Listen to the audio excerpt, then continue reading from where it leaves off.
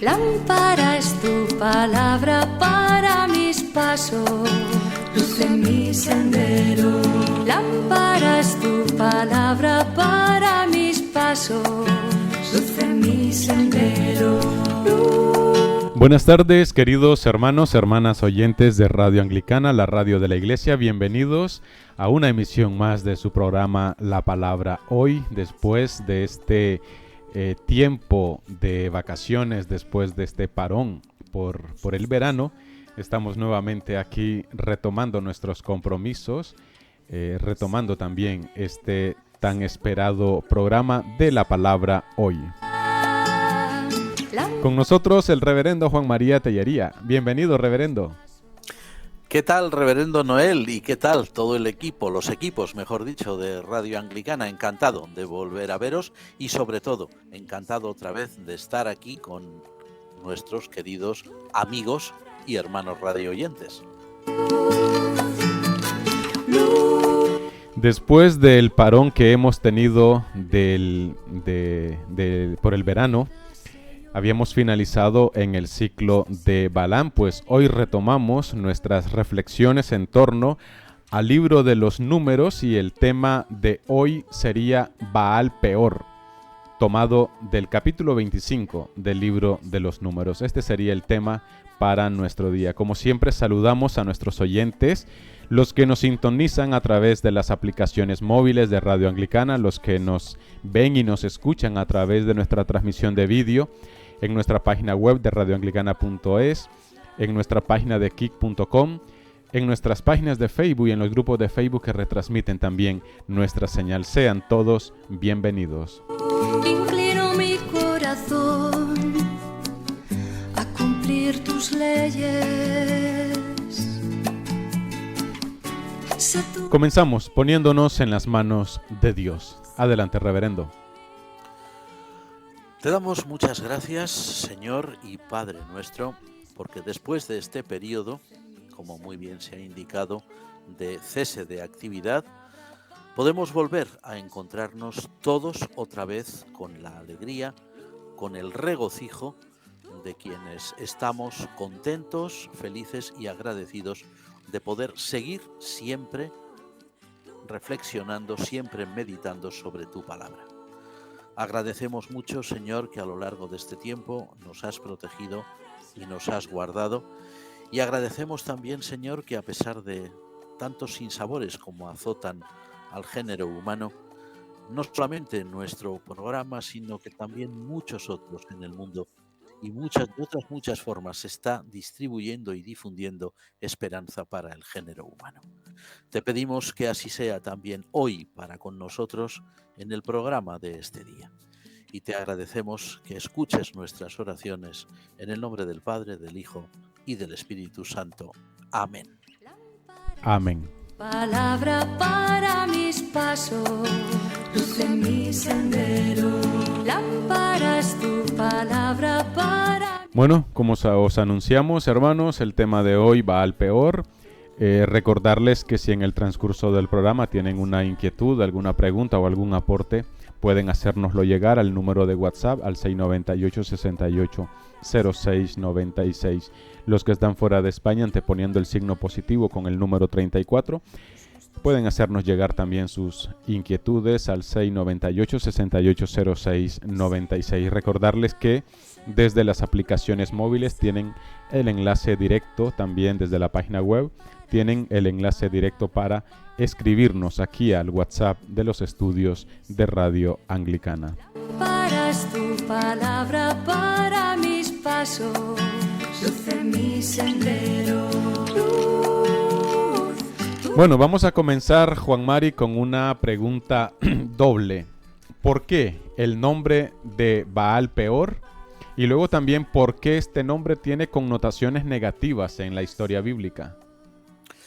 Sí, la pregunta es completamente normal, ¿verdad? Porque realmente es un nombre llamativo y es un nombre que se va a recordar en otros pasajes de la Sagrada Escritura, ¿no? Como por ejemplo en el propio libro de los Números, en algún capítulo posterior, o también en algunos salmos concretos, o por ejemplo en los oráculos del profeta Oseas, pero siempre con un significado, digamos, negativo, ¿no? Digamos, adverso. ¿Por qué razón?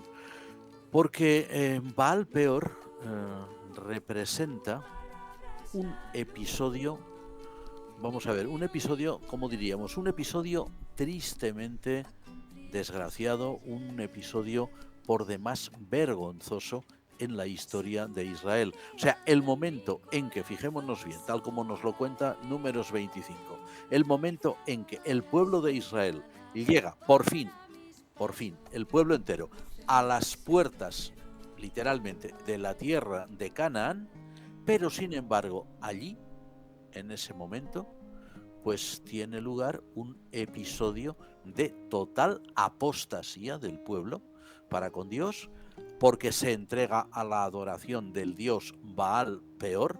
Hay versiones de la Biblia que lo llaman Baal Fogor, pero es igual, es el nombre de un dios o una advocación del dios cananeo Baal, perdón, una total apostasía e incluso una fornicación en todos los sentidos, en el sentido espiritual, de decir, alejarse de Dios y entregarse en manos de un Dios extraño, como era Baal Peor, e incluso también, desgraciadamente, pues una fornicación literal con una serie de mujeres que estaban allí y que pues dirigían de alguna forma aquel tipo de culto, ¿no? Es decir, que es un nombre que recuerda, que va a recordar siempre a Israel algo vergonzoso, un episodio del que no podían sentirse muy orgullosos y que incluso, pues para los que eran israelitas fieles, les traía siempre recuerdos muy negativos. Un punto oscuro, vamos a decir así, en la historia del antiguo Israel.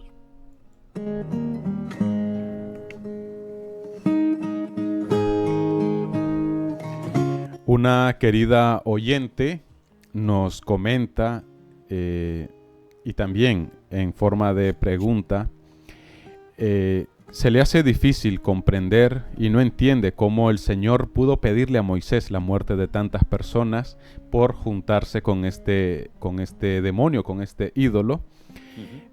¿Cómo podríamos nosotros comprender esa reacción que podría tener el Señor según nos cuenta el libro? La pregunta no deja de ser realmente importante y de hecho es de estas preguntas que, debido a su dificultad y debido a la reflexión profunda que evidencian, son de estas que hemos de estar agradeciendo constantemente. Y de verdad, Noel, ojalá hubiera muchísimas preguntas así, ¿no? De estas que reflejan reflexión y que nos obligan a nosotros a reflexionar. Habíamos, a ver, si la memoria no nos engaña, habíamos dicho en algún programa anterior dentro de esta misma serie del libro de los números, o si no era en esta, en alguna otra serie anterior de alguno de los libros del Antiguo Testamento, que cuando nosotros leemos hoy estas historias, en realidad tenemos que tener en cuenta, y esto es algo que puede crear problemas, porque hay personas que leen los textos de la Biblia, las historias de la Biblia, como si realmente fueran, a ver, para decirlo con una imagen actual, como si fueran un relato periodístico. Es decir, como si hubiera un redactor, un reportero allí y dijera, pues, por ejemplo, en relación con este caso, en estos momentos los israelitas están fornicando, vean ustedes, con estas mujeres por el culto a Baal Peor. Y ahora el Señor, ¿qué está diciendo? Miren ustedes, el Señor está diciendo que los destruyan a todos. Hay gente que lee la Biblia así. Cuidado, esa lectura es errónea. Esa lectura es errónea, por muy buena voluntad que se tenga al efectuarla, por supuesto. Esa lectura es errónea porque todos los relatos que leemos en el Antiguo y también en el Nuevo Testamento, ¿no? El Nuevo Testamento es un poco distinto, porque entre los sucesos acontecidos, por ejemplo, en la vida y ministerio de Jesús y los apóstoles, y la puesta por escrito media muy poco tiempo, pero en los relatos del Antiguo Testamento como este, la apostasía de Israel y en Baal Peor o con Baal Peor, y el momento en que se colocan esas tradiciones por escrito, pueden haber pasado siglos, muchos siglos, no 100 años, no 200 años, pues a lo mejor 1000 años, 1000 años, y cuidado, 1000 años o cerca de 1000 años, cuidado, cuando una historia, cuando una tradición se va transmitiendo de una generación a otra, de padres a hijos, esa tradición se va enriqueciendo con muchas aportaciones de uno, de otro, de interpretaciones de uno que enseña o que reflexiona sobre esa tradición y añade algo, luego otro añade otra cosa, etc. Y cuando alguien al final de todo ese proceso pone por escrito, tengamos en cuenta que esa persona o esas personas, para nosotros desconocidas, que las ponen por escrito, no se limitan a copiar lo que alguien ha dicho, son creadores, son literatos, son lo que diríamos hoy artistas. Y cuando escriben, no quieren simplemente reflejar un hecho, sino también una reflexión hecha muy a posteriori, ¿no? Bueno, los relatos del Antiguo Testamento forman parte de toda una saga nacional hebrea en la cual los redactores definitivos hacen de Dios, atención, hacen de Dios el gran protagonista, el protagonista principal. Y al redactar esa saga nacional de Israel, no como un documento histórico, sino como una historia narrada, una historia que puede ser bonita o puede resultar horrible, pero bueno, una historia narrada. Al hacer intervenir a Dios en esa narración, le ponen palabras en sus labios que él nunca dijo, o le hacen actuar de una forma en que Dios no actuaría jamás, pero que forma parte de la narrativa histórica sagrada de Israel. A ver, cuando el redactor definitivo o los redactores definitivos del libro de los números narran este episodio tan vergonzoso de Baal Peor, que es evidentemente un episodio que conllevó unas características, un episodio que provocó una matanza, evidentemente, desencadenó una auténtica guerra civil entre los propios israelitas, los que eran favorables al yavismo más estricto, la adoración al único Dios, y los que se habían dejado llevar por ese culto tan atractivo, según parece, de Baal Peor. Sin duda que hubo una auténtica masacre, desgraciadamente. El redactor final que narra esa historia, como él entiende que Dios está presente en la historia de Israel, le hace decir a Dios, como el gran personaje principal, destruye a los pecadores, destruye a los que fornicaron en Baal Peor. Pero cuidado, eso no significa ni mucho menos que esa historia refleje realmente ni palabras de Dios ni el pensamiento de Dios. Es que, a ver, yo entiendo perfectamente la pregunta de esta amiga nuestra y es que es completamente lógica. Nuestra amiga está dando voz a centenares, yo diría que a miles de creyentes, que cuando leen la Biblia se quedan muy sorprendentemente asustados ante estas palabras y estas realidades, o incluso sorprendentemente decepcionados. Hemos conocido a muchos. ¿Cómo es posible que el Dios revelado en Cristo, que es el Dios Padre, que es el Dios de amor, que es el Dios que habla de perdonar a sus enemigos, de perdonar a los enemigos, como un Dios que a nosotros nos pide que perdonemos 70 veces 7, Él no perdona nunca? ¿Cómo es posible eso? Claro, es posible si entendemos que estos relatos del Antiguo Testamento no reflejan una historia real, sino una narración teológica en la que el autor quiere condenar un pecado muy grave, una situación muy grave, y le hace decir a Dios, pone en boca de Dios una serie de palabras y hechos. ¿Podemos tener la plena seguridad los creyentes hoy cuando leemos el Antiguo Testamento? Podemos tener la plena seguridad de que Dios guía realmente al pueblo de Israel, de que Dios lo conduce, Dios lo protege, Dios le hace, pues, como hemos visto en el libro de los números, ¿verdad? Le hace atravesar desiertos donde había serpientes, donde había de todo, los guarda, pero también es un Dios que repugna por completo el pecado de Israel, la ingratitud de Israel. Entonces, la forma en que los antiguos tenían de expresar esa repugnancia divina al pecado, a la ingratitud, o en este caso concreto a la apostasía, era hacerle decir a Dios, pues ahora que destruyan a todos, porque sí que debió haber una masacre, eso no lo podemos dudar. Ahora, como cristianos que hemos leído la segunda parte de la Biblia, que conocemos cómo es realmente Dios, podemos decir, bueno, ahí es evidente que eso es rasgo literario del autor, no es un hecho divino. El Dios revelado en Cristo no destruye a nadie, lo que quiere hacer es restaurarlo.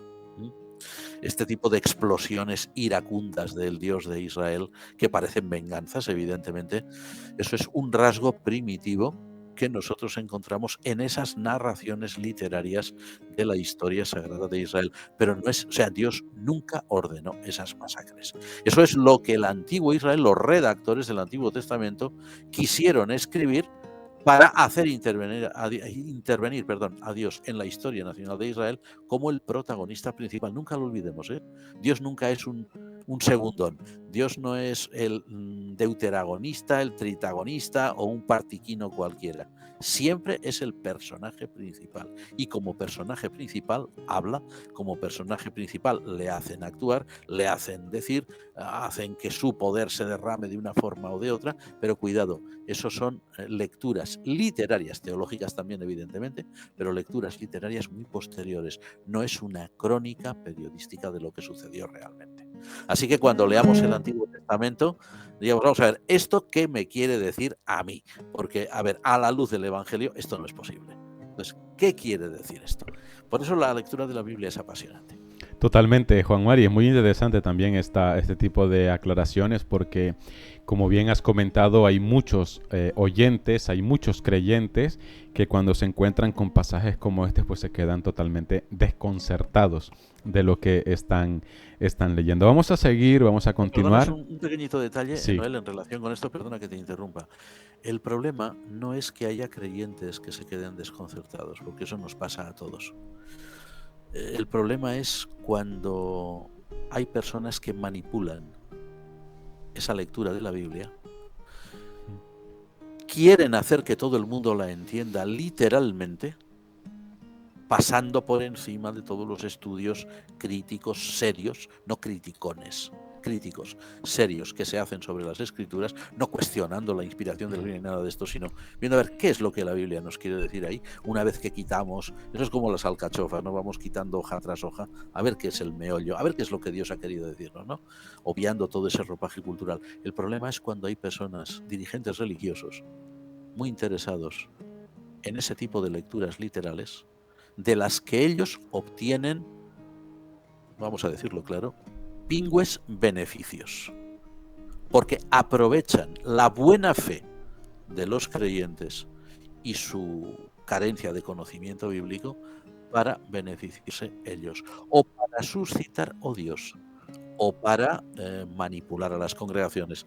No vamos a dar nombres ni nada de esto, pero hemos tenido la triste oportunidad de escuchar en alguna ocasión, y no diremos dónde ni cuándo, a alguno de estos, entre comillas, predicadores,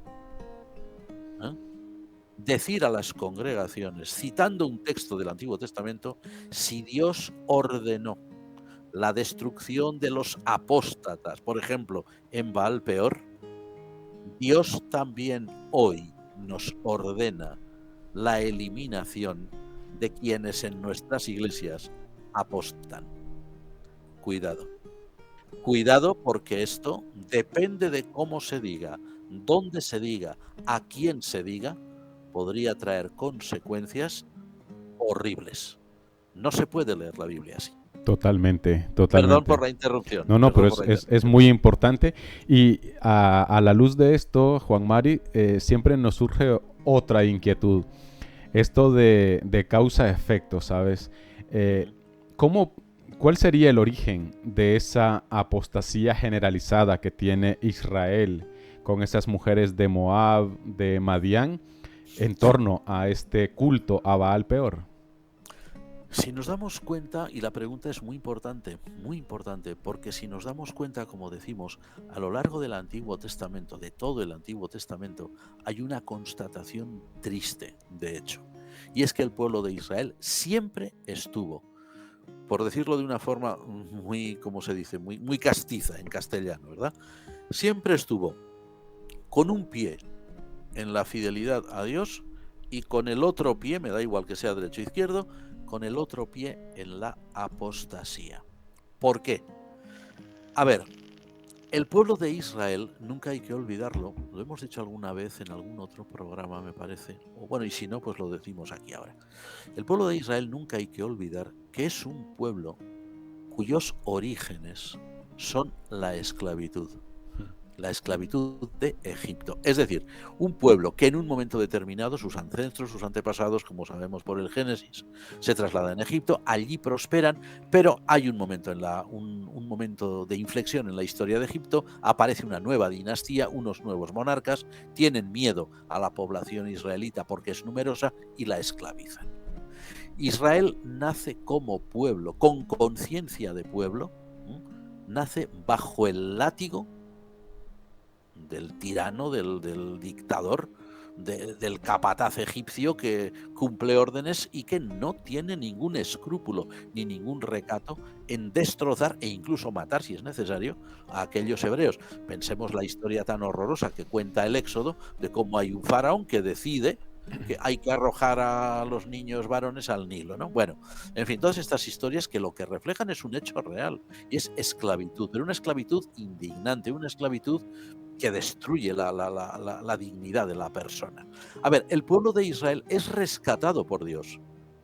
El pueblo de Israel recibe una instrucción primaria mínima, que es que Dios se acerca a ellos porque Dios había hecho un pacto con sus ancestros, con Abraham, Isaac y Jacob. El pueblo de Israel lo sabe, pero el pueblo de Israel, aunque esto parezca algo extraordinario hoy en nuestros ambientes, vamos a decir, occidentales cristianos, el pueblo de Israel como nación no parece haber experimentado nunca, no digo yo que no hubiera momentos concretos en que sí, pero no parece haber experimentado nunca lo que nosotros los cristianos llamamos una conversión genuina.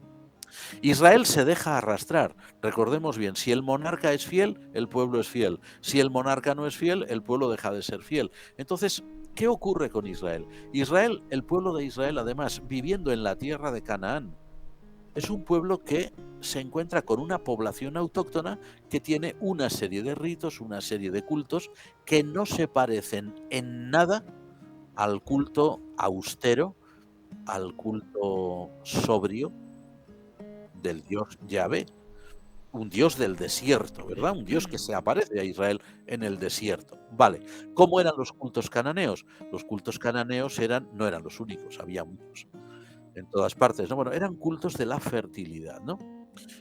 Cultos en los que se procuraba que los dioses bendijeran los campos para que hubiera producción, que bendijeran los animales domésticos para que se reprodujeran y que bendijeran a las personas para que también fueran fértiles, es decir, para poder tener muchos hijos, que era el gran ideal de los pueblos de aquel momento, ¿no? Entonces, claro, el componente sexual era muy elevado en aquel tipo de cultos. Eran cultos donde el que participaba en ellos lo que hacía era copular con otras personas, porque así ellos pensaban que eso era, en sus mitologías, una renovación de las fuerzas naturales que permitían el surgimiento de la vida. A ver, Israel, de pasar de un sistema totalmente austero a ver cómo eran los cultos cananeos, los cultos de los Baales, pues siempre se sintió atraído por ello, ¿eh? Porque además, como hemos dicho alguna vez, la palabra Baal en hebreo significaba Señor. Entonces, claro, pues Baal, pues mira, ellos llamaban, nuestro Dios es Baal, este también Baal, pues qué más da, es todo lo mismo, ¿no? A ver, lo que narra este capítulo concretamente de Números 25, habíamos dicho, pues viene a evidenciar que el pueblo de Israel no discernía bien, no discernía esos valores religiosos que sobre todo los levitas y los sacerdotes querían inculcarles. Y esta lucha sin cuartel, vamos, una lucha a muerte que habrá entre el yavismo, esa religión que Israel aprende en el desierto, y los cultos de la naturaleza, se van a prolongar a lo largo de toda la historia de Israel. Pensemos en la apostasía de Salomón, pensemos en la cantidad de monarcas de Judá e Israel que serían apóstatas, pensemos en la apostasía previa o las apostasías previas de la época de los jueces, etcétera, ¿no? Y eso, como decimos, se prolongará prácticamente hasta la deportación a Babilonia y la restauración.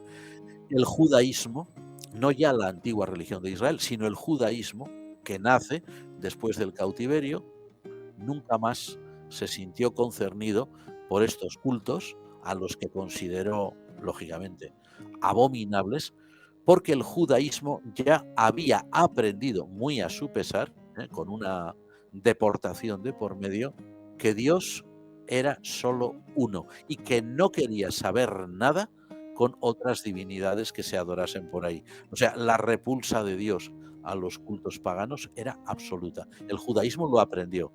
De hecho, los judíos, en fin, salvo excepciones muy señaladas por ahí, siempre han sido una religión estrictamente monoteísta.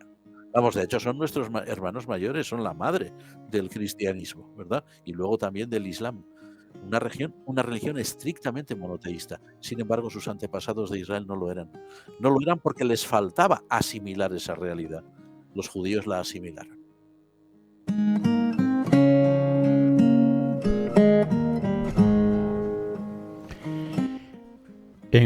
Siguiendo la lectura de este capítulo, encontramos a un personaje llamado Fines. ¿Qué acciones lleva a cabo este personaje y quién es Juan Mari? Pues es un personaje realmente muy destacado. O sea, Fines es sacerdote.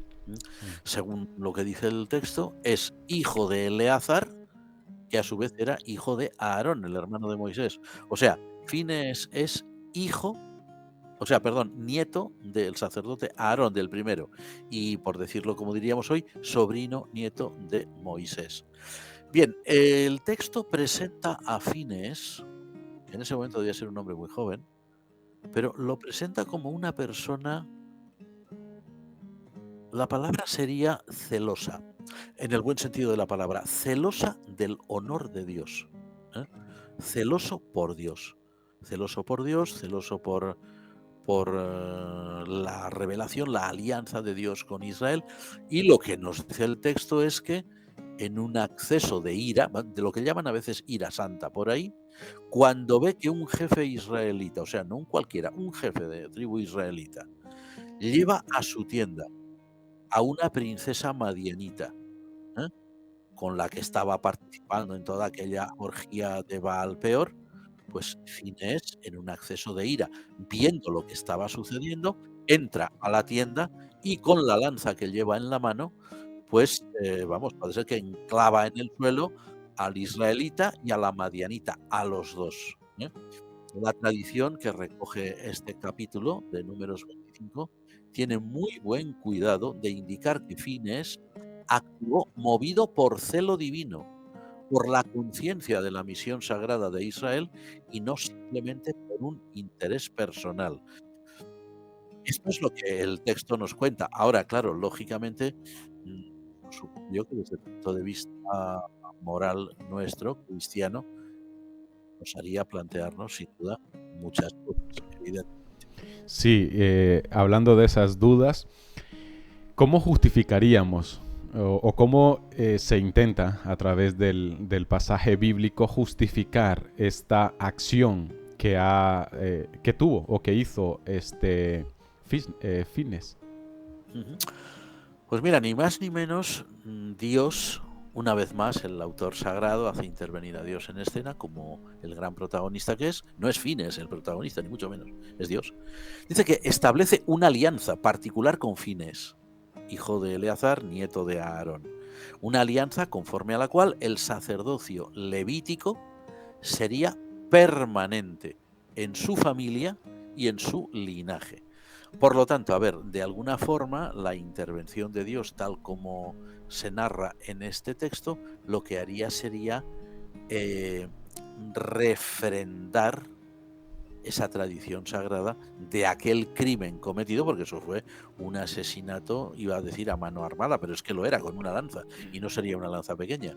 Refrendar aquel asesinato en aras de la pureza cultural o la pureza del pueblo, religiosa, ritual del pueblo de Israel, ¿verdad? Entonces, claro, a ver, que se generase una tradición, vamos a decir así, en Israel en relación con la familia de Fines, diciendo que Dios los bendecía y Dios había hecho con ellos un pacto, porque se mostraron muy celosos en la época o en épocas en las que Israel había sido infiel a Dios. Bien, es una tradición que sin duda tiene un origen histórico y es muy evidente que la acción de Fines, alanceando a aquellas personas, si el texto la ha conservado, quiere decir que esa tradición se generó muy pronto y que además debió sorprender muchísimo a los israelitas, ¿no? Diciendo, mira, qué acción tan heroica, tan arriesgada, por otra parte, porque era un jefe de tribu de Israel, es decir, eso le hubiera podido acarrear a Fines gravísimos problemas, pero no le importó. A él lo que le importaba era el honor de Yahvé, de Jehová, del Dios de Israel, el honor de la alianza santa que Dios había hecho con Israel y la purificación del pueblo. Y él actuó movido por esos principios. Muy loable, sin duda, en relación con su mundo y su cultura. Ahora, nosotros como cristianos, lógicamente, nunca podríamos refrendar eso. Pero, ¿qué lección podríamos obtener ahí? Bueno, pues podríamos obtener la lección de que el celo por las cosas de Dios es muy importante en la vida de los creyentes, en la vida de la Iglesia. Pero de ahí no podemos dar el salto que dan las tradiciones antiguas de Israel y decir, por lo tanto, hay que liquidar a todo el que no cumpla con ello, ¿no? Eso sería, vamos, muy peligroso y, como hemos dicho, sería antievangélico 100%. Totalmente. Pensando un poco en todas estas situaciones y también motivados por una pregunta que nos comparte nuestra radio oyente, Juan Mari, estas situaciones de esta gran apostasía de Israel contra Dios, esto de alguna u otra manera ha provocado o provoca la anulación del primer pacto de Dios con Israel. ¿No se anula ese pacto o sí se anula ese pacto, que luego podríamos decir que es renovado más adelante o no? Bueno, el texto sagrado no da a entender que Dios anulará el pacto, no da a entenderlo. Y es más, cuando leemos el Antiguo Testamento en su conjunto, ¿no? No solamente estos libros, sino también los que vienen detrás, especialmente los libros de los profetas al final del Antiguo Testamento. Bueno, y otros textos, ¿no? Por ejemplo, los Salmos, los Proverbios, etcétera, ¿no? No encontramos que Dios anule su pacto. Es más, cuando, por ejemplo, ahora nos viene a la mente, ¿no? En el libro del profeta Jeremías se habla de que Dios quiere hacer un nuevo pacto. Fijémonos bien que la intención de Dios, al decir que quiere hacer un nuevo pacto, no es anular, sino renovar. Y en el libro de Oseas, que había vivido pues un par de siglos, me parece, perdón, antes de Jeremías, Oseas tiene unas palabras, transmite unas palabras de Dios que son sorprendentes, ¿no? Le dice Dios, ¿cómo podré olvidarte, Israel? ¿Cómo podré olvidarte? Es decir, aunque hagas lo que hagas, aunque seas infiel, aunque me des la espalda, yo no puedo olvidarte. Claro, eso no quiere decir, pues vamos a aprovecharnos. No. Sino el hecho de decir, andaos con cuidado. Pero andaos, perdón, vaya hombre. Andaos con cuidado, no porque Dios esté ahí con un hacha en la mano a ver cuántas cabezas corta, sino porque la desobediencia a Dios, la transgresión, la ingratitud para con Dios, la apostasía, para quien conlleva un problema no es para Dios. Dios no cae de su trono porque Israel cometa errores. Eso es lo mismo, que es tan absurdo como pretender que si la Iglesia no cumple su misión, y fíjate si la Iglesia ha cometido errores a lo largo de su historia, ¿no? El mayor error de todos y el mayor pecado que ha cometido la Iglesia, que todavía se mantiene, es estar divididos, ¿no? aunque se está intentando pues que haya diálogo y que haya encuentros para ver cómo se soluciona esto, lo cual está muy bien, eso no es obra nuestra, eso es obra del Espíritu Santo, ¿no? Pues a pesar de de todos los problemas que la Iglesia ha tenido o ha causado, a ver, Dios nunca ha anulado el nuevo pacto, nunca ha anulado su pacto con la Iglesia, que estará harto de la Iglesia, seguro, que probablemente tendría ganas de cogernos a todos por las orejas y darnos una buena azotaina, también, pero Dios no anula el pacto, Dios lo que hace es renovarlo. Entonces, lo que pasa con Israel, aparte de que, como decimos, no hay en el capítulo 25 de Números, ni en ninguno de los que vienen después, ni la más mínima alusión a una anulación del pacto. Lo que sí encontramos es que Dios quiere seguir manteniendo su protección y su bendición sobre Israel. Incluso a pesar de lo que ocurre, porque es muy evidente leyendo este capítulo que hay una verdadera masacre entre los israelitas. Los que son fieles contra los que no. Fines es el que da la pauta, ¿eh? Un hombre joven lleno de celo coge una lanza y enclava a dos en el suelo. Además, no a cualquiera. Ella era princesa madianita y él era jefe de tribu. O sea, vamos, un conflicto diplomático terrible. No le importa, es un hombre celoso por Dios. Vale. A pesar de todo eso, a pesar de todas estas situaciones desgraciadas, Dios sigue manteniendo su pacto. Y esto es una cosa que nosotros tenemos que tener siempre presente. Incluso en el mundo cristiano, como decimos, la Iglesia ha cometido y comete gravísimos errores. Ha cometido errores que no tienen justificación ninguna. No hay justificación. No se justifica la división de la cristiandad, no se justifica la participación de la Iglesia en guerras, o dar su bendición a guerras. No se justifica no se puede justificar que la Iglesia diera su bendición al tráfico de esclavos. No se podría justificar que hoy la Iglesia bendijera, y no entramos aquí en ideas políticas, pero no se puede no se puede justificar si algún día la Iglesia da su bendición abiertamente a un sistema económico capitalista que anula a la persona humana, o que aniquila prácticamente la dignidad del hombre en aras de una producción. Tampoco si bendijera un sistema comunista que es exactamente igual, solo que mirando para el otro lado. No se podría justificar eso. Pero a pesar de todo eso, Dios seguiría manteniendo su fidelidad con la Iglesia. Porque finalmente los errores de Israel, quien los pagó fue Israel, no Dios. Y finalmente los errores de la Iglesia, a quien ha dañado es a nosotros, a la Iglesia, no a Dios. Dios sigue en su trono, Dios sigue gobernando el universo, e incluso la Iglesia, aunque no sea fiel. O incluso gobernó a Israel, aunque no era fiel. Totalmente. Vamos a hacer un par de recuento de algunas cosas que ya hemos hablado, Juan Mari, para reforzar ideas. Nos piden algunas características especiales que podía tener Baal y que hacía atractivo a los israelitas. Ya hemos visto pues que el nombre era similar de Baal y Adonai, significaban lo mismo, el Señor. Hemos visto también de que les atraía mucho la parte del culto de Baal Peor, que eran un culto pues sexual. Eso también atraía. ¿Habían alguna otra característica que atrajera a los israelitas al culto de este Dios? Sí, de este y de todos los Baales, que eran la advocaciones distintas de un mismo Dios. Baal, el Señor, ¿no?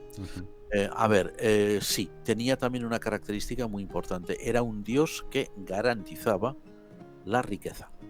O sea, la fertilidad del campo, la fertilidad de los animales, sí, lógicamente, la ganancia, la fertilidad de las personas, es decir, personas pues que decían, si sacrificamos a Baal, etcétera, pues tendremos una prole, una descendencia numerosa que era muy necesaria en aquella época.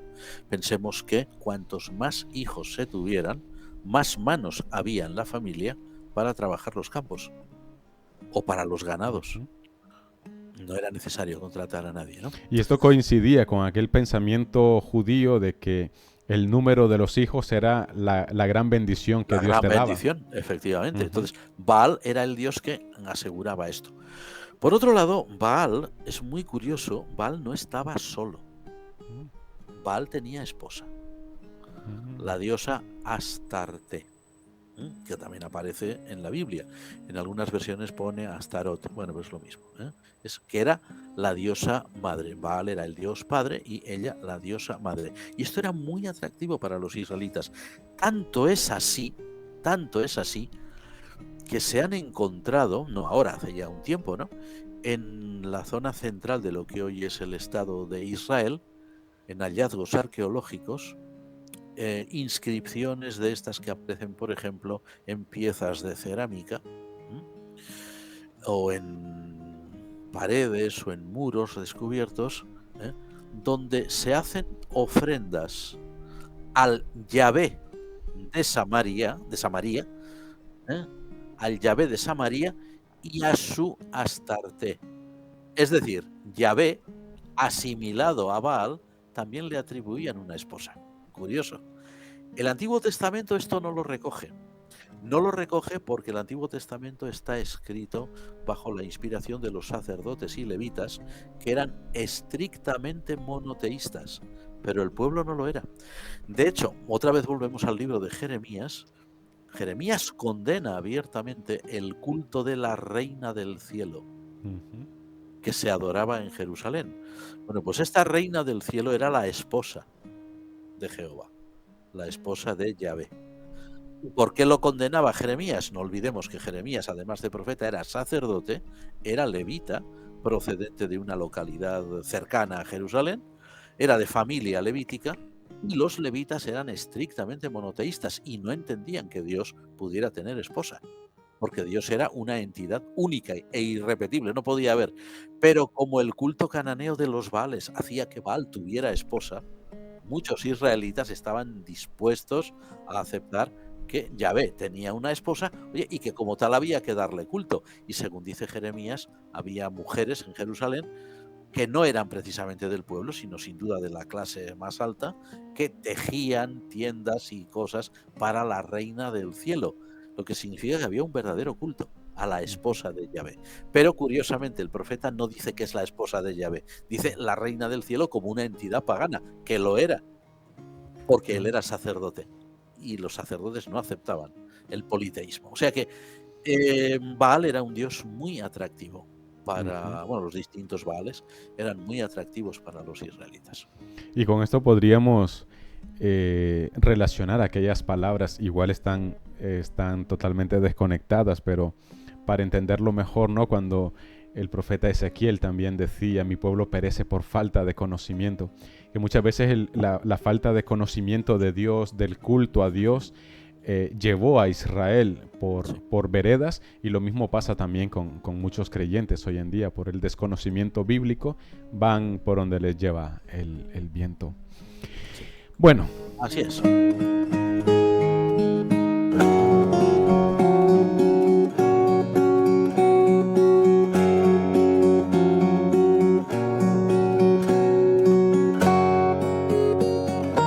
Ya en nuestra recta final, también en esta misma línea, Juan Mari, de reforzar ideas, ya también has comentado algo, ¿no? En torno a la primera y la segunda pregunta, donde comentabas de que muchas veces los agiógrafos ponen en boca de Dios cosas que tal vez Dios no ha dicho con un objetivo. ¿Por qué se repite muchas veces esto en las escrituras, Juan Mari? ¿Cuál sería el patrón que podríamos nosotros o identificar o al menos localizar para decir, bueno, aquí son los agiógrafos? Esto, ¿no? Ajá, sí. Es correcto. Bueno, la idea es que Israel, a pesar de todos sus errores, Israel tiene conciencia, eso sí, tuvo esa conciencia. Ahí está sin duda la mano de los levitas, y la mano de los sacerdotes y luego de los profetas. Bueno, profetas muchos de los cuales eran levitas, porque Jeremías era levita, probablemente Habacuc también, estaba muy vinculado al templo, el propio Isaías, en fin, había varios. La idea de la elección. Israel es consciente de ser un pueblo, aunque se quería parecer mucho a los vecinos, es un pueblo distinto. No es un pueblo distinto por el idioma que habla, porque habla el mismo de sus vecinos, que llamamos hoy hebreo, pues era el cananeo, evidentemente. No es un pueblo que se diferencie ni por la forma de vestir, ni se diferencia por la forma de comer, ni se diferencia por la forma de tratar, de comerciar unos con otros, pero sí es diferente porque tiene conciencia de que hay alguien que lo ha elegido, una divinidad. Andando el tiempo y conforme los profetas van influyendo cada vez más, el pueblo de Israel llegará al convencimiento, y eso ya será en la cautividad de Babilonia, por desgracia, o sea, tarde, llegará al convencimiento de que ese Dios que los ha elegido es el único. O sea, no es un Dios más. Es curioso que hay pasajes del Antiguo Testamento en los que los israelitas hablan de Jehová o de Yahvé como su Dios, pero admiten que otros pueblos tienen otros dioses. Por ejemplo, Jefté, el juez, cuando le dice a alguien, bueno, si lo que tu Dios te dio es tuyo, pues lo que Jehová nos ha dado a nosotros es nuestro. O sea, tu Dios te da lo tuyo, nuestro Dios nos da lo nuestro, ¿no? Incluso el rey David, hay por ahí un texto en el libro primero de Samuel, en el que cuando se ve forzado a huir de la tierra de Judá para refugiarse entre los filisteos, que eran paganos, dice algo así como, ahora soy expulsado de la heredad de Jehová, Reina Valera, y me veo obligado o algo así, o forzado a servir a otros dioses. Ya no estoy en el territorio de Jehová, luego ahora estoy en territorio que pertenece a otros dioses. Claro, cuando llegan los profetas, ya acabarán con eso diciendo de eso nada. O sea, no hay más que un solo Dios. O sea, todos esos otros dioses son falsos, así de claro. O sea, no es que sean menos poderosos, no, es que son falsos, no existen ya, así de claro. O sea, que adoran, esta gente no sabe ni lo que adora. Ese es el problema, ¿no? Por eso esa lucha contra la idolatría y demás. Entonces, claro, cuando los hagiógrafos redactan la historia nacional, la redactan, por ejemplo, en el libro de Josué, en los jueces, en fin, los libros de Samuel, los reyes. Claro, como decíamos, Dios es el gran protagonista, porque es quien los ha elegido. Entonces tiene que intervenir en la historia. Entonces, todos aquellos hechos históricos que ellos sabían que habían acontecido, por ejemplo, la conquista de Canaán, vale, pues la conquista de Canaán, entonces es una obra de Dios a favor de Israel. Nosotros teológicamente podríamos decir, sí, ¿por qué no? Pero claro, lo que nosotros ya no podemos decir es, y Dios dirige una batalla y Dios ordena que sea exterminado todo un pueblo. Eso no casa con el carácter de Dios. Pero eso el antiguo Israel no lo sabe. No ha llegado a esa lucidez, ¿no? Entonces nosotros cuando leemos esos textos históricos, tenemos que tener en cuenta esa manera literaria de narrar, que es hacer de Dios un protagonista, no uno cualquiera, el gran protagonista que interviene en todo, en lo bueno y en lo malo, y le hacen hacer y decir pues cosas que no casan con el carácter real de Dios. Tu palabra para mis pasos, luz en mi sendero, lámpara es tu palabra. Bueno, pues queridos oyentes, hemos llegado al final de nuestro espacio, no sin antes agradecer sus muestras de cariño, sus mensajes compartidos con nosotros, de enhorabuena por el programa, de felicitaciones por el programa, de reportes simplemente de sintonía y sobre todo también aquellos que nos hacen llegar sus preguntas y sus inquietudes, tanto de aquí del territorio nacional como también de fuera de España principalmente. Saludamos a nuestros hermanos de Portugal que nos han reportado sintonía, a nuestros hermanos de Ecuador, Colombia, Estados Unidos, México, Nicaragua, Honduras, Costa Rica y Panamá. Gracias por sus reportes. Esperamos que sea de mucha bendición. También nuestros hermanos de Radio San Juan y Radio San Mateo nos comentan de que hoy estaban repitiendo uno de los programas que les pasamos de respaldo por si acaso, y que ya se unirán a nuestra transmisión dentro de 8 días, si Dios así lo permite, para transmitir simultáneamente en directo a través también de estas radios que hoy están pues compartiendo un programa anterior en este mismo espacio. Así que muchísimas gracias también. Gracias, Juan Mari, por este tiempo. Gracias por estas explicaciones, por compartir tus conocimientos con nosotros y con todo también nuestros oyentes de Radio Anglicana. Muchas gracias, Juan Mario. Muchísimas gracias a vosotros. Primero, mira, a ti que estás ahí al pie del cañón, a los equipos que tienes ahí que no paran de trabajar, a nuestros amigos, que son los que nos ayudan a hacer el programa. Gracias de corazón. Dios os bendiga siempre. Totalmente. Amén. Y muchas bendiciones para nuestros oyentes. Recordarles que dentro de 8 días aquí nos encontraremos en una emisión más de su programa La Palabra Hoy. Continuaremos con reflexiones en torno al libro de los números. Aún nos quedan unas cuantas reflexiones. También recordarles que dentro de 20 minutos estará disponible esta emisión de vídeo en nuestra plataforma de YouTube, la cual este programa no se ve afectado. Aclaramos a muchos de nuestros oyentes, este programa no se ve afectado con aquella notificación que enviamos para anunciando de que las píldoras de fe no asegurábamos su estancia, ya que, como sabéis, las píldoras de fe es un audio en MP3 que luego lo convertíamos a vídeo. Y hemos finalizado la suscripción al programa que teníamos. La renovación era demasiado costoso para cubrirlo desde Radio Anglicana.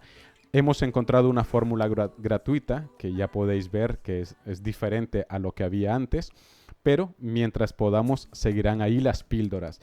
La Palabra Hoy en ningún momento se verá o se ve afectada porque mientras emitimos se está grabando. El programa se está grabando en formato de vídeo y luego simplemente es alojarlo en nuestro canal de YouTube. Así que gracias a todos los que estaban haciéndonos llegar sus comentarios muy preocupados porque no tendrían la facilidad de recuperar o de escuchar cuantas veces quisieran o las veces que quisieran el programa, pero volvemos, ya les hemos aclarado, pero volvemos a aclarar por si alguno queda por ahí con las dudas. Así que muchísimas gracias. Dentro de 8 días seguimos con más y hasta entonces, alabado sea Jesucristo. Amén. Amén. Tus mandamientos, Señor, dame vida según tu promesa. Lámpara es tu palabra para mis pasos. Pues desde la fe. Usted está en sintonía de Radio Anglicana, transmitiendo vía internet en www.radioanglicana.es. También puede escucharnos en su dispositivo móvil, descargando nuestra aplicación para Android e iOS. Radio Anglicana, la voz de la Iglesia.